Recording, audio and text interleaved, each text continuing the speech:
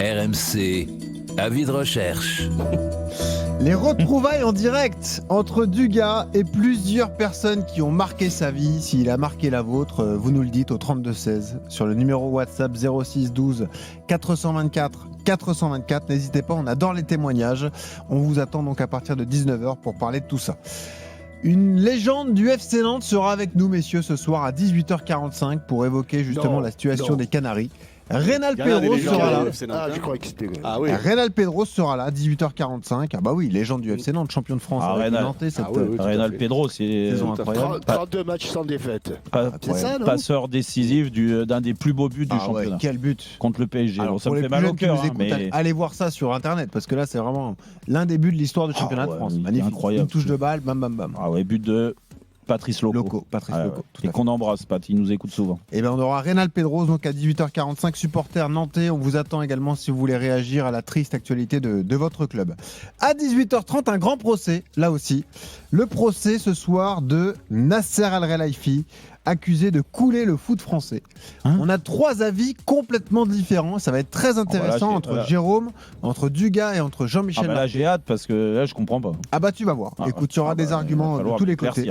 Tu verras, ce sera un grand moment à 18h30 ce soir. Et puis vous le savez, le vendredi 13, c'est demain, vendredi 13 février. Ce sera dans Rotten sans flamme que ça va se passer. Vous pourrez gagner jusqu'à 30 000 € en cash net d'impôts et quelques jours après sur votre compte en banque. 30 000 € Dugas, Jean-Michel, Jérôme, rendez-vous compte. Magnifique cadeau que l'on vous offre. Il faut envoyer 13 par SMS au 732-16. 13 au 732-16 dès que vous entendrez cette alerte sonore.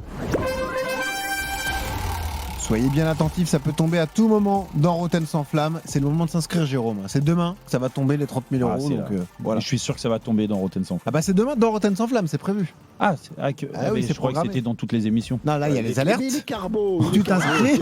Tu t'inscris avec les alertes. Il sucre les fraises lui aussi. Les cuilures. Ça vous a fait du mal la vie de recherche à chacun. Vous remettez pas de vos émotions. Attends. Ouais.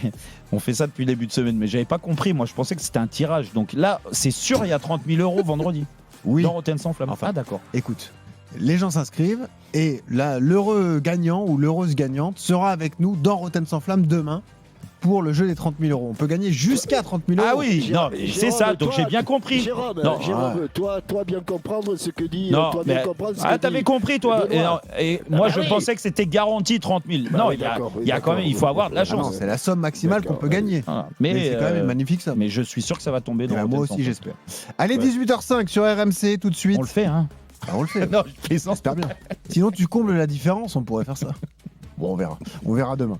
Ça dépend. Allez, tout de suite dans Rotten sans flamme. Réussir à l'OM, ça devient mission impossible. Tout ça ne peut pas être vrai.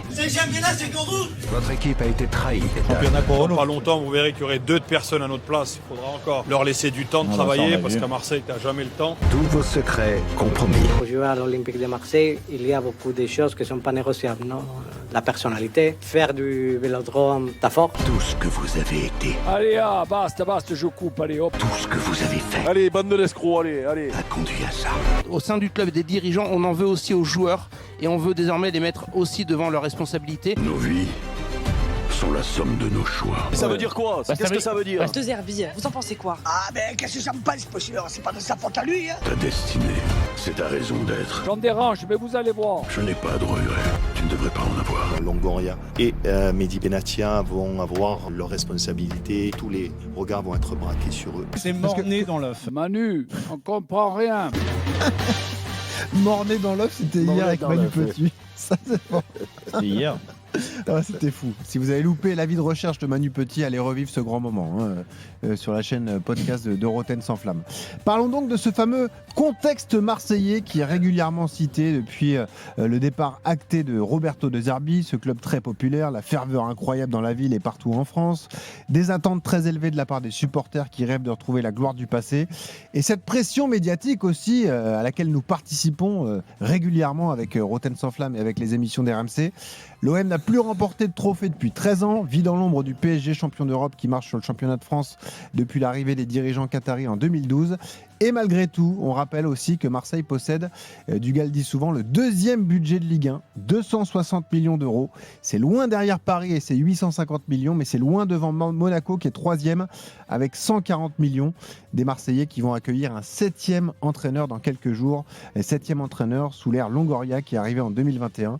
Je vous rappelle juste l'info RMC Sport d'hier, signé Florent Germain et Fabrice Hawkins. Mehdi Benatia, directeur sportif, avait lui aussi proposé sa démission en solidarité avec De Zerbi, démission qui a été immédiatement refusée. C'est la une de Roten sans flamme, Jérôme. Le contexte marseillais rend-il la mission impossible? 32-16 pour participer avec nous. Alors le contexte, il rend la mission très compliquée. Le constat, c'est que sur les dernières années, et pas que sur les 2-3 dernières années, hein, ça fait un bout de temps que ça dure, un entraîneur qui s'inscrit dans la durée à l'OM, il n'y en a quasiment pas en fait. Et tu t'aperçois que ceux qui arrivent à survivre, parce qu'on parle de survivre pendant 2 ans, voire 3 saisons, c'est vraiment l'extrême là. On est au bout du rouleau quand on parle de 3 saisons de suite.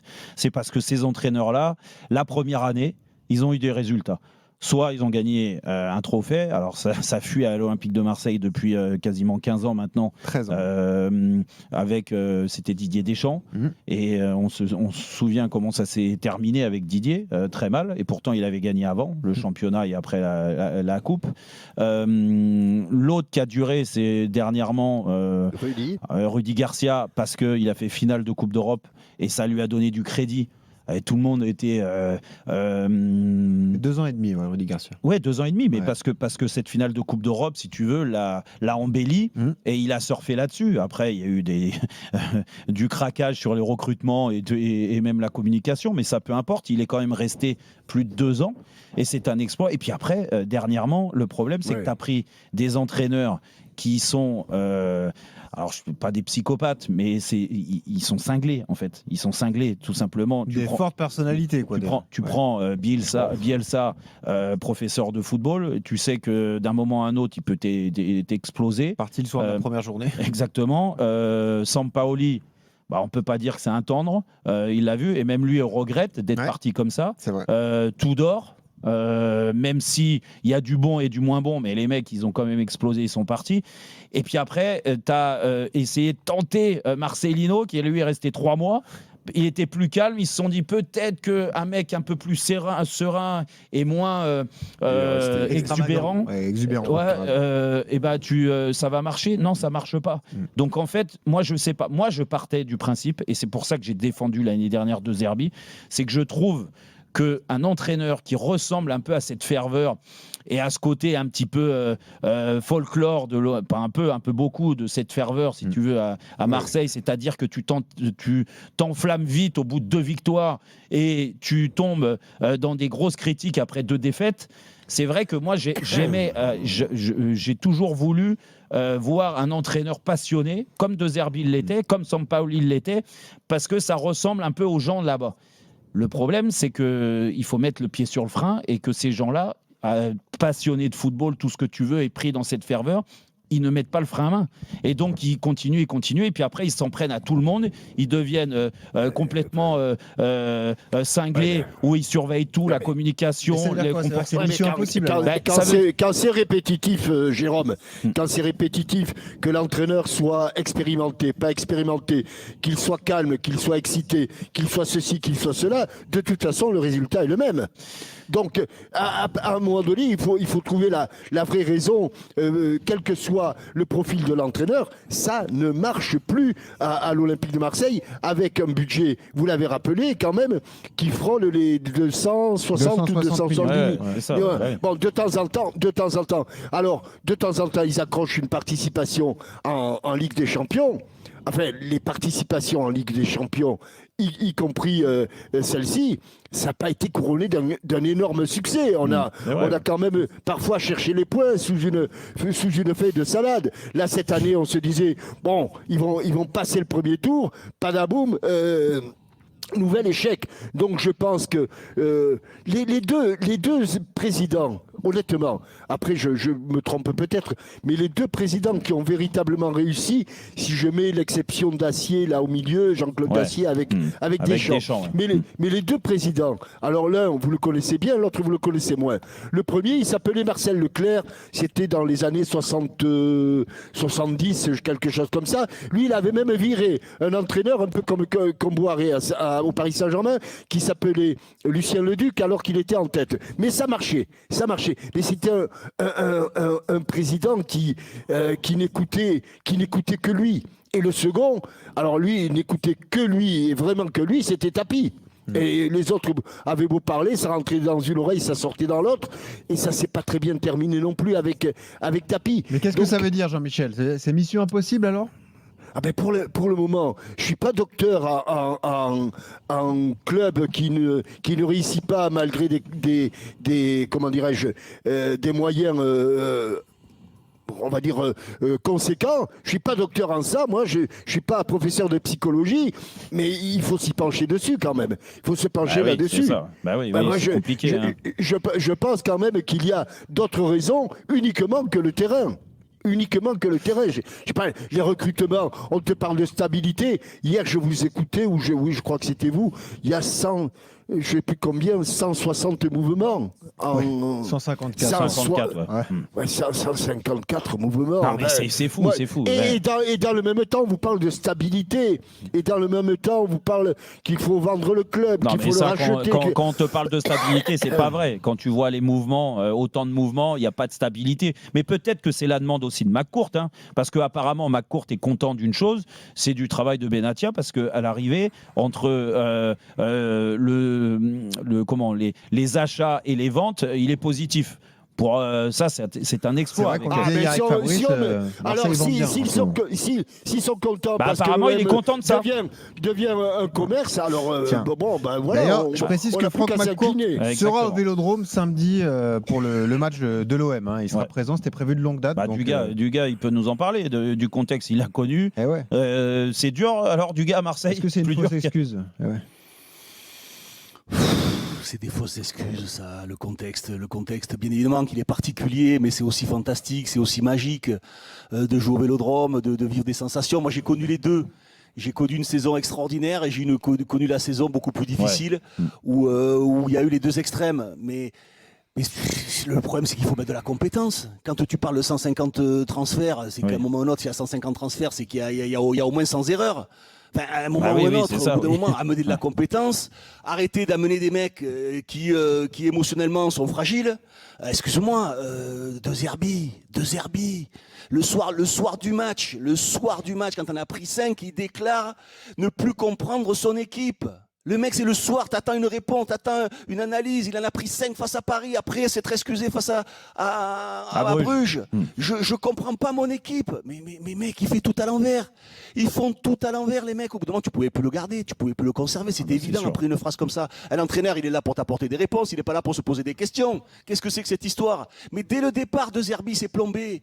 Les mecs, ils ont une gestion émotionnelle. Alors on me dit c'est la passion. La passion de quoi? La passion, ça empêche d'être parfois juste, d'être parfois raisonné.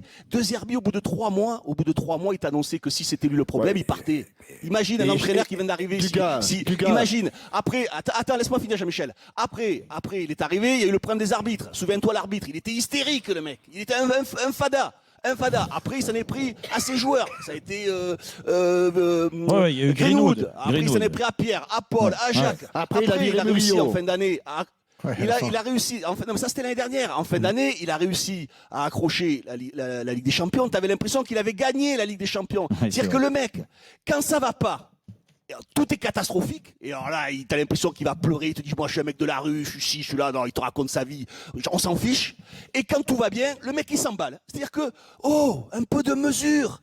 Il y en a suffisamment de fada, il y a pas besoin, mec. T'es là, t'es un entraîneur, t'es là pour avoir un objectif, quelque chose de clair et pas changer d'avis toutes les 10 minutes ou tous les 3 jours. Ça a été le cas avec Rabiot, ça a été le cas avec Murillo, ça a été le cas avec Mopé, c'était tous ses fils. Il les a virés juste après lui ou quelqu'un d'autre. Au bout d'un moment, le discours, il est inaudible. dible. Parce qu'à Alors, force de Dugas, vouloir je voulais prendre, te dire entre quand guillemets, même. des entraîneurs à caractère, tu prends des entraîneurs qui sont, je sais pas, ils sont incompétents. Ils sont incompétents. Ils ont été où? Alors écoutez-moi bien. Les mecs, les entraîneurs qui sont passés à Marseille, ils ont entraîné où après? Ils ont réussi. Où c'est qu'ils ont réussi? Ouais. Bah, Tudor, il avait rebondi à la Juve. Ah ouais, il a rebondi à la Juve, il est resté combien de temps? Oui, ça s'est pas bien. Ça s'est pas bien passé. Quelqu'un l'a choisi. C'était un trampoline. Dugas, quelqu'un l'a choisi de Zerbi. Mais bien sûr que c'est Benatia qui l'a choisi. Plus que ça, c'est-à-dire que De Zerbi, on nous l'a présenté comme le centre du projet et comme un cadeau. Mais on peut pas arriver avec un peu plus d'humilité, un peu plus de discrétion. De Zerbi, souviens-toi quand il a dit moi Paris, je veux les accrocher parce que Paris c'est la richesse, c'est le pouvoir. Moi je suis un mec de la rue, je suis contre ça. Je suis un ultra. Mais qu'est-ce que tu fais quand tu entraînes une équipe Il a de dit moi football, j'aime pas le mec, il pouvoir. s'est pris. Il a dit. Ouais, il s'est pris pour eux, je sais pas pour qui il s'est pris. Mais à un moment ou un autre, est-ce qu'on peut avoir des gens. Pardon? Pour le Che Guevara, non mais oui, il y a un petit décalage entre Jean-Michel et Dugas, c'est pour ça qu'on a du mal à installer. Non, mais c'est pour ça qu'à un moment ou un autre, moi je veux juste finir, après je vous laisse parler. Du contexte. Le contexte, bien sûr qu'il est particulier, mais il n'est pas dur, il est particulier. Moi j'ai connu un contexte difficile, là c'est la rigolade dans les tribunes, ça chahute un petit peu, mais il n'y a plus de problème. Ok, bon, mais dans la rue parfois c'est un peu, les gens ils viennent un peu te parler régulièrement, un peu quand t'es en famille, machin, mais c'est pareil, il y a cette passion. Tu préfères quoi? Tu préfères être dans un club où il se passe jamais rien? Mais pourquoi personne n'y arrive alors, Dugas? Parce que c'est ça la question. Pourquoi personne n'y arrive jamais alors? Mais à vous écouter, l'OM n'a jamais rien gagné. Ça a toujours été nul à l'OM. Ils ont jamais. Ça commence à dater quand même. Ça fait 15 ans. Ça commence à dater parce que pourquoi ça commence à dater? Parce qu'il y a des erreurs. Ils font des erreurs. Parce qu'il y a le PSG, parce qu'il y a un modèle économique et il y a des personnes qui ne sont pas compétents. Mais à bout d'un moment, est-ce qu'on peut juste se poser ça plutôt que de mettre ça sur le dos des supporters qui remplissent le stade match après match, guichet fermé depuis 2 ans, 3 ans, 4 ans, 5 ans, j'en sais plus tellement. Et on s'en rend compte, c'est fort de café ça quand même. C'est ni la faute de l'entraîneur, ni la faute des joueurs, ni la faute des joueurs, ni la faute des dirigeants, ni la faute de l'actionnaire. Non, c'est la faute des supporters et de l'environnement. Mais c'est terrible de dire un truc comme ça. Là où tu as raison, c'est vrai qu'on parle souvent du contexte, du truc. On a joué au foot. Vaut mieux être dans une ville qui vit pour son équipe plutôt qu'une ville qui est magnifique de jouer au Vélodrome. Non, mais j'ai connu les deux, donc moi je le sais, je suis bien placé pour le savoir. Mais c'est vrai que à Marseille, quand tu es un joueur, l'excitation, mais même les dirigeants, l'excitation ou entraîneur, l'excitation, c'est de faire grimper au rideau ces passionnés, cette ferveur-là, et de leur montrer que il y a du répondant et qu'il y a de la stabilité et que c'est tout ce qu'on explique sur le football. Les discours sont changeants systématiquement, ils changent de discours, ils disent pas ce qu'ils font, ils font pas ce qu'ils disent, ils te parlent de stabilité, il y en a jamais. Ça en devient ridicule quand on t'explique qu'il faut de la stabilité, qu'on change de joueur. Ouais, Jean-Michel. Tu le dis avec beaucoup de ferveur, mais ça se résume. Tu l'as dit, compétence, un cap véritable et de la lucidité. Voilà. Et on a l'impression que, tu le disais, chaque fois qu'il y avait un bon résultat, je les ai vus, c'est vrai qu'ils s'enflammaient pour des résultats qui étaient ce qu'ils étaient, mais qui ne t'apportaient rien d'autre que 3 points. Et c'est vrai quand même que moi j'ai toujours en mémoire, Jérôme, les images du président dans les couloirs ou les seuls dans les couloirs de l'abbé Deschamps à Auxerre, lorsqu'il est seul, tu te dis, ça relève pas loin de la. Mais c'est vrai, tu l'avais dit. Tu l'avais dit. Je suis inquiet quand je vois quelqu'un se comporter comme ça, taper dans les portes, alors qu'il est tout seul. De gestion émotionnelle, mais bien sûr, c'est évident. Est-ce que c'est vrai. Soulever un point. C'est vrai. Excuse-moi, Benoît, mais c'est vrai que Dugas et Jean-Michel, vous aviez été loin dans les critiques l'année dernière sur le comportement de Pablo Longoria à Auxerre. Je me souviens très bien. Et moi, j'avais pris sa défense. J'avais dit, bon, ça peut arriver une fois et tout ça. Mais c'est vrai que maintenant, avec le recul, quand tu vois quand tu vois tout ce qui s'est passé depuis, tu te dis que en effet, ces gens-là, ils n'arrivent pas à contrôler leurs émotions. Et le problème, c'est que lui a pris du recul. Parce que Longoria, la vérité, c'est que tu l'entends beaucoup moins qu'avant. C'est vrai. Mais il a filé le témoin à Benatia. qui a lui aussi, et pourtant il connaît le contexte, Mehdi, moi c'est là, je comprends pas qu'il ait explosé un petit peu comme ça en plein vol, parce que dans l'enflammade, on parle de De Zerbi, ok, mais De Zerbi, moi je pense qu'il a été surcoté tout de suite, il est surcoté ce mec-là, et il s'est pris pour un cador alors qu'il est loin d'être un cador. Mais Mehdi, il fait du bon boulot, il a fait du bon boulot. Il a malheureusement été dans l'instabilité comme tous les autres. Et ça, moi, ça m'a déçu qu'il soit autant dans l'instabilité. Mais la vérité, c'est que lui aussi, dans l'enflammade, il l'a été. Rappelle-toi le discours après la victoire contre Newcastle. Oui, où Newcastle, tu as l'impression que c'était déjà qualifié pour les barrages à la Ligue des Champions, qu'ils ont battu Newcastle. Que derrière, il commençait à régler ses comptes avec tous ceux qui critiquaient en disant ah ben ouais, je vous l'avais dit qu'il y a une grande équipe. Je vous l'avais dit qu'il y a des grands joueurs. Et puis après, il se retourne sur les jeunes. Il dit les jeunes, écoutez pas les critiques, c'est pour faire mal au vestiaire. Non, il a dit c'est l'avenir de l'OM. Il y en a deux qui sont partis 2 mois après. Vente de Bacola et vente de Robinho. L'équipe, elle est forte, on est fort. Mais c'est ça. Mais alors, moi, je voulais juste qu'on aborde un point de vue qu'on n'a pas encore abordé depuis le début de ce débat. C'est aussi le contexte médiatique. On va pas se mentir, on en fait partie intégrante parce que nous, on parle très régulièrement de l'OM dans Rotten sans Flamme. Comme du Paris Saint-Germain. C'est vrai aussi qu'il faut dire qu'il y a une pression médiatique beaucoup plus forte sur Marseille que sur les autres clubs de Ligue 1. Mais tu préfères quoi quand tu es joueur de foot ? C'est une question que je vous pose. Est-ce que ça aussi, c'est pas dur à supporter ? Parce que ça veut dire que toutes les paroles que tu prononces, elles sont décortiquées. Tu vas analyser chaque mot qui a été prononcé. C'est pas le cas pour les autres clubs, tu vois. Mais quand on parle de pression, pression dans les grands clubs, c'est ça part de là. La pression médiatique, c'est pas que la pression du terrain. La pression médiatique, c'est ça. C'est qu'il faut être exigeant. Oui, mais c'est pas facile, Jérôme. C'est ça que je te dis. Mais je te dis pas que c'est facile. Mais du gars, il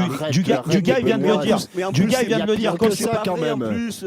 En plus, on est une émission de radio. Alors certes, qui écoutez, mais on n'est qu'une émission de radio. Il n'y a pas des émissions de télé tous les soirs. Il y a pas de. Mais c'est rien ce qui se passe. On est quand même pas comme à l'étranger, ça c'est sûr. Mais d'accord, mais c'est rien. C'est pas grand chose. Il y a 10 fois pire en Italie, en Espagne, en Angleterre, avec des émissions en veux-tu, en voilà. C'est rien du tout. Puis le mec, il veut pas écouter la radio, il coupe la radio. C'est comme sur les réseaux sociaux. Tu veux pas écouter les critiques des réseaux sociaux, mais tu t'enlèves les réseaux sociaux. Oui, exactement. Si t'es pas capable d'entendre les critiques que tu subis à l'OM, mais porte pas le maillot. Tu sais dès le départ que ça va exister. Mais tu sais, du gars là où tu disais dans le recrutement, avec le nombre d'arrivées, de départs, tu comprends plus rien. Plus de 150 mouvements. T'imagines quand même, c'est là 5 arrivées au mercato d'hiver, au mercato d'été, 13 arrivées, 15 départs. Non mais franchement, à l'arrivée, quand tu prends autant de joueurs, quand t'en prends autant, tu sais que de toute façon, c'est une façon de dire, bah écoute, sur les 13, peut-être qu'il y en a un ou deux qui va réussir à s'adapter, et comme ça, au moins,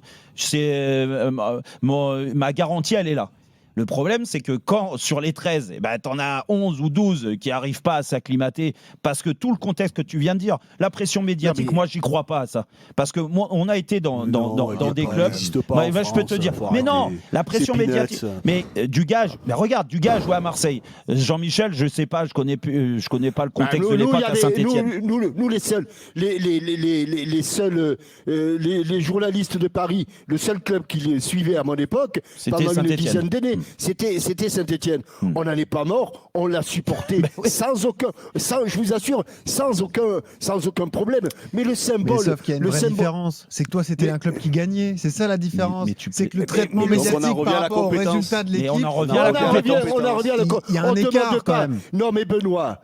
Oui. Et ils l'ont dit, que ce soit Jérôme, que ce soit Dugas, ils l'ont dit. On ne demande pas à Marseille d'être devant le Paris Saint-Germain à tout bout de champ. On demande à Marseille, avec son budget, d'être un club qui réussit normalement. Mais oui, c'est tout. On leur demande pas de décrocher la lune, Benoît. On demande à l'Olympique de Marseille de temps en temps, d'être dans la roue du Paris Saint-Germain quelques années, puis à un moment donné, quand tu joues contre eux, il y a 6 points en jeu. Si tu perds les 6 points, tu es plus dans la roue. Mais au moins d'accrocher une Coupe de France, de passer. Mais Jean-Michel, d'avoir dans ces clubs-là, et c'est pour répondre à Benoît, et tu disais à Jean-Michel, vous avez gagné avec Saint-Etienne. Sauf que moi, à Paris, Nous, des fois, on ne gagnait pas.